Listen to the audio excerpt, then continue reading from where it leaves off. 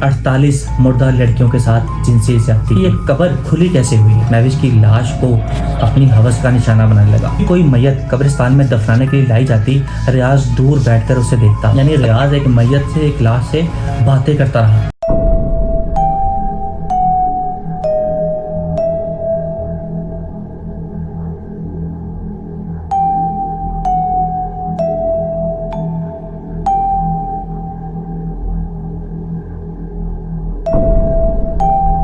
अस्सलाम वालेकुम दोस्तों, आप देख रहे हैं true crime stories with AR। दोस्तों, कराची का पापोश नगर कब्रिस्तान जो कि नॉर्थ नाजमाबाद में वाक़या है।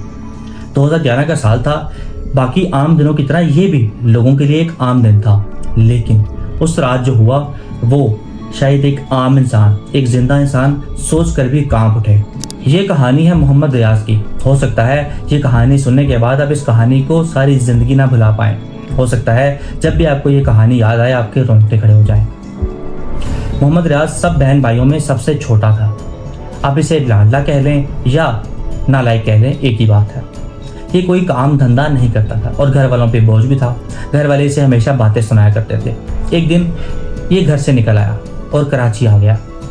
फिर उस रात ये मारा मारा फिर रहा था कि अचानक इसकी मुलाकात एक शख्स से हुई जिसका नाम वजीर था। ये भी बिल्कुल इसी के जैसा था, लेकिन ये एक कब्रिस्तान में गोरकन था, यानी लोगों के कब्रें खोदा करता था। वजीर ने रियाज को अपने साथ लगा लिया। ये दोनों मिलकर लोगों के प्यारों की कब्रें खोदा करते और उससे मिलने वाले पैसों का दोनों नशा करते। फिर कुछ अरसा गुजरा। एक रात एक कपल की शादी हो रही थी। हर तरफ खुशी का माहौल था। दुल्हन का नाम महविश था। रुखसती की तैयारी भी हो रही थी और दूल्हा और दुल्हन साथ बैठे थे। हर कोई इनके साथ तस्वीरें लेने में मसरूफ था। फिर एक कैमरामैन ने महविश से कहा कि प्लीज़ कैमरे की तरफ देखें और स्माइल करें, लेकिन महविश ने कैमरामैन की बात अनसुनी कर दी। फिर कैमरामैन ने महविश के हस्बैंड से कहा कि आप दोनों की पिक्चर्स लेनी है, प्लीज़ कैमरे की तरफ देखें। जब उनके हस्बैंड ने महविश को हाथ लगाया तो महविश का जिस्म ठंडा पड़ चुका था, यानी उनकी रूह दुनिया से जा चुकी थी, उनका इंतकाल हो चुका था। अभी चंद सेकंड पहले जहां हर तरफ खुशी का माहौल था वो अचानक गम में बदल गया। महविश को फौरन हॉस्पिटल लेकर जाया गया, लेकिन जब उसे हॉस्पिटल लेकर जाया गया तो डॉक्टर ने बताया कि महविश को यहाँ लाने से पहले ही उसकी डेथ हो चुकी थी। फिर इंतहाई गम के आलम में महविश के घर वालों ने उसके आखिरी रसूमात अदा किए और उसे करीबी कब्रिस्तान में दफना दिया। ये वही कब्रिस्तान था जहाँ वजीर और रियाज रहा करते थे और काम भी किया करते थे, यानी लोगों के कहने पर उनके प्यारों के लिए उनकी कब्र खोदा करते थे। उस रात वजीर कहीं गायब हो गया। रियाज ने वजीर को काफ़ी ढूंढा, लेकिन वजीर कहीं ना मिला। फिर थक हार कर रियाज एक जगह पर बैठ गया। इतने में वजीर ने रियाज के कंधे पर हाथ रखा और कहने लगा कि मेरे पीछे आओ। रियाज वजीर के पीछे चल दिया। वजीर रियाज को महविश की कब्र पर ले गया। ये वही महविश थी जिसे उसके घर वाले सुबह दफना कर गए थे, लेकिन रियाज हैरान था कि ये कब्र खुली कैसे हुई है। इतने में वजीर ने रियाज से कहा कि यहाँ बाहर पहरा दो, कोई आया तो मुझे बताना। ये कहकर वजीर कब्र के अंदर चला गया और महविश की लाश के साथ महविश की लाश को अपनी हवस का निशाना बनाने लगा। रियाज ये देखकर डर गया। जाहिर है एक आम इंसान ये देखकर डर ही जाएगा कि कोई मुर्दे के साथ ये कैसे कर सकता है। रियाज बाहर जोर जोर से चिल्लाता रहा कि ये मत करो, बाहर आओ, लेकिन वजीर ने उसकी एक ना सुनी। वजीर अपने घिनौने काम में इस कदर मसरूफ था कि उसे दुनिया की परवाह ही नहीं थी, उसे कोई होश ही नहीं थी। कुछ देर बाद वजीर कब्र से बाहर आया और कब्र को वापस मिट्टी से भर दिया गया, लेकिन रियाज इस मंजर को कई दिनों तक भूल ही नहीं पाया। बार बार ये मंजर रियाज की आंखों के सामने आता और रियाज चौंक उठता, लेकिन फिर ये काम रोज़ होने लगा। अब रियाज को इसकी आदत हो चुकी थी, यानी रियाज में से इस चीज़ का डर और खौफ ख़त्म हो चुका था। अब जब भी कोई मैयत कब्रिस्तान में दफनाने के लिए लाई जाती, रियाज दूर बैठकर उसे देखता। अगर वो किसी औरत लड़की की होती तो रियाज खुशी से झूम उठता। फिर ये दोनों उसी रात को उसकी कब्र पर जाते और बारी बारी उसके साथ जिनसी ज़्यादती करते, यानी मुर्दे के साथ ज़िना करते, मुर्दे के साथ जिनसी ज़्यादती करते। और ये अमल कई रोज़ तक जारी रहा। फिर एक रात आई जब रियाज कब्र के अंदर दाखिल हुआ। उसने देखा कि ये भी एक नई नवीली दुल्हन है। उसके हाथों से तो भी मेहंदी का रंग भी नहीं उतरा था। ये लड़की रियाज को इतनी खूबसूरत लगी कि रियाज उसके हाथों में अपना हाथ देकर उसके पास लेट गया और काफ़ी देर तक उससे बातें करता रहा। यानी रियाज एक मैयत से, एक लाश से बातें करता रहा। वजीर बाहर खड़ा जोर जोर से चिल्लाता रहा कि जल्दी करो, बाहर आओ, लेकिन रियाज अपनी ही दुनिया में मगन था। फिर कुछ देर बाद रियाज कब्र से बाहर आया और कब्र को मिट्टी से जल्दी से भरने लगा। अब क्योंकि वजीर की बारी थी, लेकिन रियाज वजीर से लड़ने लगा कि खबरदार, तुम इस लड़की को कुछ नहीं करोगे, क्योंकि रियाज इस कदर मेंटल सिक हो चुका था कि वो उस मुर्दे को, इस मैयत को अपनी बीवी समझने लगा था। इसलिए वो वजीर के साथ लड़ने लगा था कि खबरदार, तुम इस लड़की के साथ कुछ नहीं करोगे। ये सिलसिला यूं ही चलता रहा। वक्त आगे बढ़ता गया और ज़्यादा नशा करने की वजह से अब वजीर की मौत हो गई, लेकिन रियाज अब ये काम अकेला ही करने लगा। रियाज को तकरीबन 8 साल हो चुके थे ये घिनौना काम करते हुए। फिर एक रात रियाज अपनी हवस मिटाने के लिए एक कब्र में दाखिल हुआ, एक लड़की की कब्र में दाखिल हुआ। जब वो कब्र में गया तो उसने जब लड़की का चेहरा देखा तो वो बहुत ज़्यादा खौफजदा हो गया। लड़की का चेहरा पीला हो रहा था और लड़की का मुंह खुला हुआ था और उसके दांत बाहर थे। रियाज ये देखकर बहुत ज़्यादा डर गया। उसे लग रहा था कि शायद ये लड़की अभी जिंदा हो जाएगी और उसे पकड़ लेगी। रियाज का जिस्म कांपने लगा। रियाज ने उस कब्र से बाहर भागने की कोशिश की, लेकिन उसका जिस्म इतना ज़्यादा कांप रहा था कि उसके हाथों से उस स्लैब उठाई ही नहीं जा रही थी। फिर उसने अपने कंधों की मदद से स्लैब उठाकर थोड़ी सी साइड पे की और निकलने का रास्ता बनाया। जब वो कब्र से निकल रहा था तो उसे दीवार के पीछे से किसी ने देख लिया। रियाज इतना ज़्यादा डरा हुआ था कि उसके हाथ से एक छोटी सी टॉर्च भी कब्र के अंदर गिर गई, लेकिन वो वहाँ से डर के मारे भाग गया। अब क्योंकि रियाज को ये काम करते हुए 8 साल हो गए थे और उसको इसकी लत लग चुकी थी और उसके बगैर उससे रहा ही नहीं जाता था। रियाज सारी रात उस कब्र के बारे में, उस लड़की के बारे में ही सोचता रहा।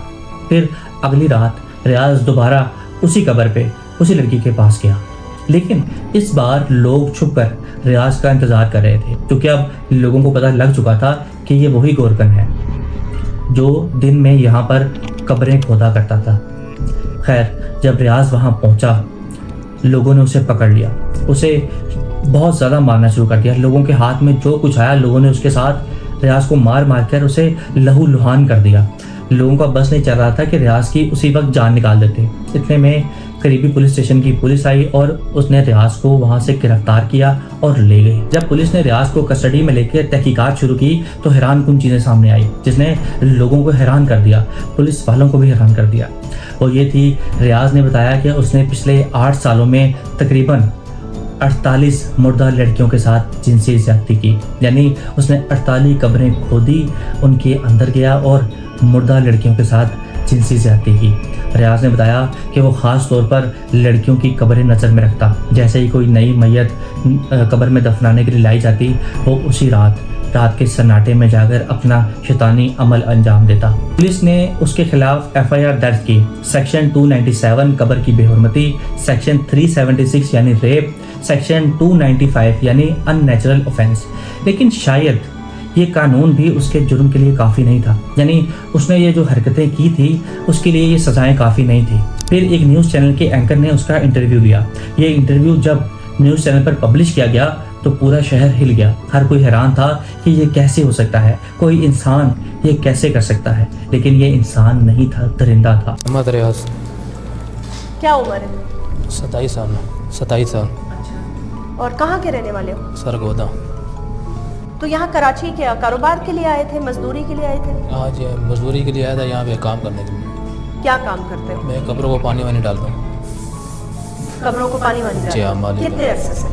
हो गए 16-17 साल हो गए। 16-17 साल हो गए। जी। अच्छा, यहाँ किस जुर्म में हो? यहाँ समझो मेरे साथ एक वो लड़का था वजीरा, तो समझो ये वो गोरकन था, मैं पानी डालता था। वैसे मैयत दफन होती थी, मैयत आती थी औरत की, तो उसको दफनाते थे समझो, और मगरिब के बाद समझो उसके साथ गलत काम होता था, कार्रवाई करते थे। दोस्त करता था? हाँ, मैं भी उसके साथ होता था। तुम भी उसके साथ होते? एक औरत या कैसे दफन हो जाती थी, मगर असर में दफनाते थे ना मैयत, तो मगरिब को हम जो कब्र खोते थे अंदर जाते थे, वो गलत काम होता करते थे समझो। तुम कब्र खोदते थे, अंदर जाते थे और कब्र खोदते थे, स्लेब हटाते थे पीछे वाले पाँव की जगह में। स्लेब हटाया, स्लेब वो कब्र की जगह पे ना, कहाँ पाँव की जगह होती है, वो हटाते थे, फिर अंदर जाते थे। पहले वो जाता था अंदर, फिर उसके बाद फिर मैं जाता था, तो फिर गलत काम करते थे कब्र में अंदर मुर्दे लड़की होती थी। कितने मुर्दों के साथ ये कर चुके हो? ये 48 साल हो गए। 48 जी खवातीन के हाँ, साथ? ख़वातीन के साथ 48। अच्छा, आखिरी दफा जब कब्र में घुसे, जब पकड़े जाने से पहले, तो क्या हुआ अंदर? आखिरी दफ़ा ऐसा हुआ जब मैं गया था तो अंदर से वो कब्र कैसे खोदे अंदर गया कार्रवाई करने, उसका हल्का सा चेहरा खुला हुआ था, दांत हल्के नज़र आए और आंखों से रोशनी जैसे आई और मेरे को बाहर झटका मिला और बाहर जैसे मैं निकला। तौबा माफ़ी मांगा मैंने, बुलंद के बाद ना मैं ये नहीं करूँगा। तौबा मांगी जी अल्लाह? अल्लाह से खौफ खाया मैंने, बुलंद के बाद नहीं करूँगा।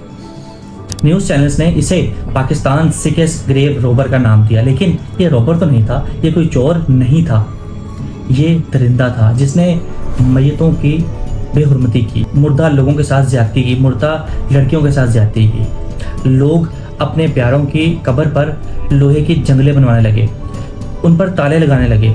कई माओं ने तो अपनी बेटियों की कब्र पर कुरान मजीद रखना शुरू कर दिया कि शायद किसी शैतान की नज़र से महफूज रह जाए उनकी बेटी की मैयत। जब डॉक्टर्स और साइकियाट्रिस्ट ने उसे चेक किया तो मालूम हुआ कि रियाज एक क्लिनिकल निक्रोफिलिक है, यानी ऐसा शख्स जिसे जिंदा इंसानों में कोई दिलचस्पी ही नहीं होती, जिसे अपनी जिनसी ख्वाहिश पूरा करने के लिए मुर्दे की ज़रूरत होती है, यानी उसे मुर्दा से यानी किसी लाश से प्यार हो जाता है, वो अपनी जिनसी ख्वाहिश उस लाश के साथ पूरा करता है। लेकिन सवाल ये नहीं कि रियाज बीमार था, सवाल ये है कि रियाज पिछले 8 सालों तक ये दरिंदगी, ये अमल करता रहा और किसी को पता ही नहीं लगा।